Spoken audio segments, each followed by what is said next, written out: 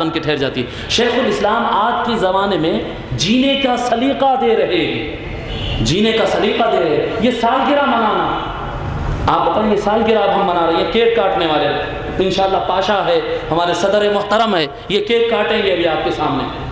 آج تک اس پہ فتوے سن رہے ہیں یا نہیں سن رہے ہیں؟ آپ بڑے سن رہے ہیں نا فتوے، کیک کاٹنا عیسائیوں کا طریقہ ہے، وہ حرام ہے، وہ عیسائیوں کے ساتھ میدان محشر میں کافروں کے ساتھ اٹھیں گے، وہ ایسا ہوگا ایسا ہوگا۔ ٹھیک ہے، میں آپ کو ایک شرعی مسئلہ بتاتا ہوں۔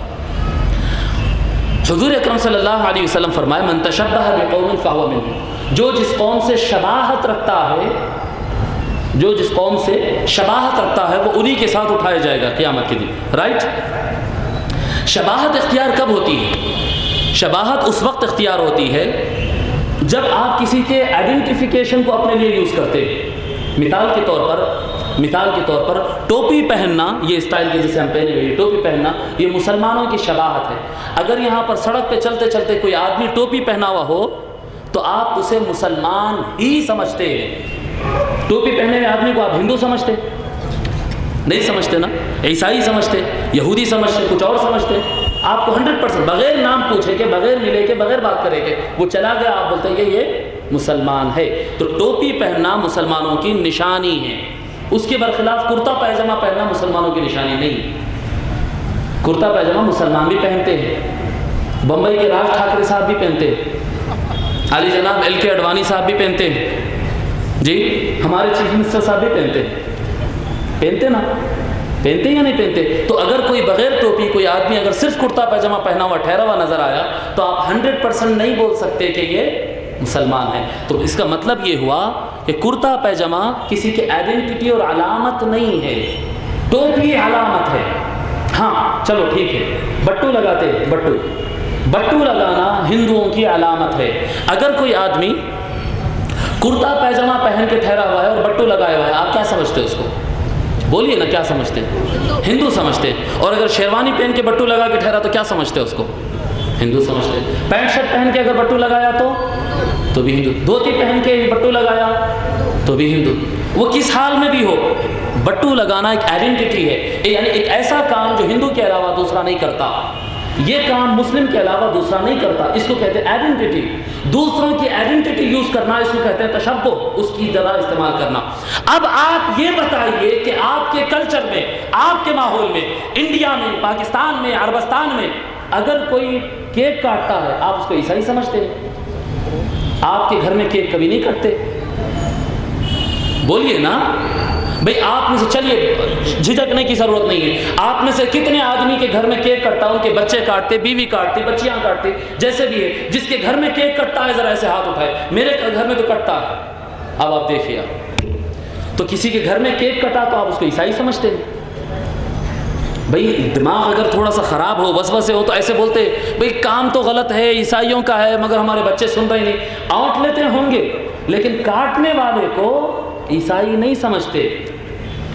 عربستان میں کیک کٹتا ہے، پاکستان میں کیک کٹتا ہے، ہندوستان میں کیک کٹتا ہے، ملک دنیا کے اندر 52 اسلامک کنٹری ہے، ہر ملک کی اکثریت کیک کاٹتی ہے، تو ان کے آئیڈینٹیفیکیشن رہا باقی۔ کرن کمار ریڈی صاحب اگر اپنے آفس کے اندر اپنی سالگرہ پر کیک کاٹ دیں، چندرا بابو نائیڈو صاحب اگر کیک کاٹ دیں تو چندرا بابو صاحب کو آپ عیسائی کہتے ہیں؟ تو وہ تو ہندو رہے۔ مطلب یہ آئیڈینٹیفیکیشن باقی نہیں رہا، یہ کسی قوم کی آئیڈینٹی نہیں رہی۔ جب قوم کی آئیڈینٹی باقی نہیں رہی تو من تشبہ کے حکم میں نہیں آتا ہے۔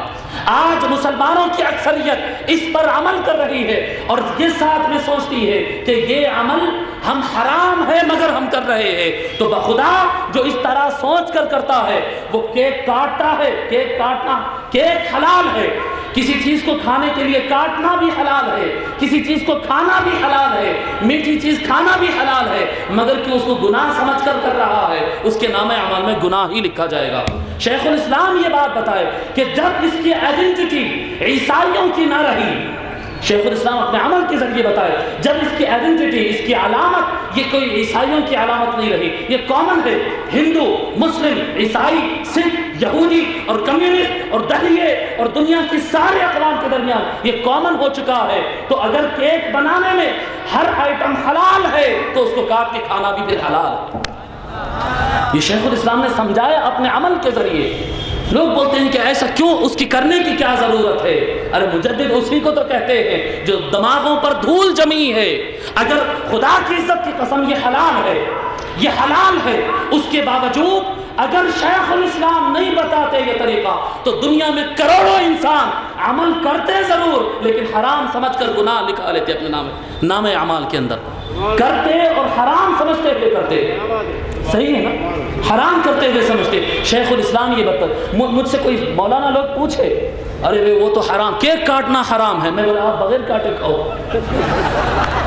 میں ان سے بولا یہ آپ میں دیتا ہوں 2 کلو 4 کلو کا, ماشاءاللہ کتنے کلو کا گیا آج کا؟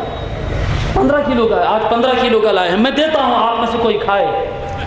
کیک اگر باورچی خانے اور بیکری کے اندر وہ بنانے والا, وہ بیکر والا جو ہے ان کاٹ دے تو حلال, ہمارے اکابر پیرزادے اگر کاٹ دے تو حرام ہو جائے. یہ کون سا دین ہے؟ یہ حرام تھا اگر یہ آئیڈینٹی تھا, آج یہ آئیڈینٹی نہیں ہے تو یہ جائز ہے. اسی طرح یہ پینٹ شرٹ پہننے کا مسئلہ, وہ شیخ الاسلام یہاں آتے ہیں تو ہمارے جیسے پھر مولانا لوگ ان کے اطراف ہوتے ہیں. وہ یورپ جاتے ہیں تو پھر ٹائی وائی لگا کے کوٹ ووٹ پہن کے نوجوان ان کے اطراف, ارے دیکھو عیسائیوں کی وجہ سے, کافروں کی وجہ سے, انگریزوں کی وجہ سے بچے ان کے آگے پیچھے بھاگ رہے ہیں. ارے انا للہ و انا الیہ راجعون. یہاں پر کتنے بچے پینٹ شرٹ پہن کے بیٹھے, آپ ان کو کافر سمجھتے ہیں؟ اگر یہاں پر کوئی بٹو لگا کے بیٹھتا تو آپ اس کو ہندو ضرور سمجھتے یا نہیں سمجھتے؟ بھلی شیخ الاسلام کی محفل ہے, ٹوٹل مسلمانوں کی محفل ہے, میں کسی بٹو لگائے ہوئے آدمی کو یہاں لا کر بٹھاتا ہوں, آپ مسلمان سمجھتے اس کو؟ کیونکہ بٹو لگانا آئیڈینٹی ہے, پینٹ شرٹ پہننا کسی کی آئیڈینٹی نہیں. پینٹ شرٹ پہننے والا مسلمان بھی ہو سکتا, عیسائی بھی ہو سکتا, ہندو بھی ہو سکتا. جب وہ آئیڈینٹی نہیں رہی تو پھر وہ لباس جائز ہے, جائز ہے, جائز ہے, لباس وہ جائز ہے. سمجھ میں آ رہی نا بات؟ یہ مسئلہ ہے بڑا اہم. کیک کا اور سالگرہ, ارے سالگرہ منانا, سالگرہ کو اہتمام دینا اللہ کی سنت ہے. جمعہ پڑھتے, کیوں پڑھتے جمعہ؟ ہفتے کو کیوں نہیں ہوتی وہ نماز؟ کیوں نہیں ہوتی ہفتے کو؟ اتوار کو کیوں نہیں ہوتی؟ پیر کو کیوں نہیں ہوتی؟ بھائی ہمارے یہاں تو سنڈے چھٹی ہے نا, تو ہم ایسے کرتے ہیں, انڈیا میں ہم جمعہ سنڈے کو پڑھ لیتے ہیں. اچھا رہے گا نا بھائی, کالجز میں, اسکولوں میں, جاب میں کتنی پرابلمس ہوتی ہے لوگوں کو, وہ سارے پرابلم سالو کر دیتے ہیں. اتوار کو پڑھ لیتے ہیں, کہتے ہیں مولا تیرے کو تو دو رکعت نماز ہی پڑھنا ہے, تو تیری 2 رکعت نماز اور خطبہ ہم اتوار کو کر لیتے ہیں. اللہ کہے گا نہیں, جمعہ ہی چاہیے. آپ پوچھے مولا جمعہ کیا ہے, تو پھر اللہ زبان مصطفیٰ سے سمجھاتا ہے ہم کو. آقا فرماتے ہیں ان من افضل ایامکم یوم الجمعہ, لوگو تمہارے دنوں میں بہترین دن جمعہ کا دن ہے, سب سے بہترین دن جمعہ کا دن ہے. کیوں؟ فیہ خلق اللہ آدم, کیونکہ اللہ نے اس دن آدم علیہ السلام کو پیدا کیا.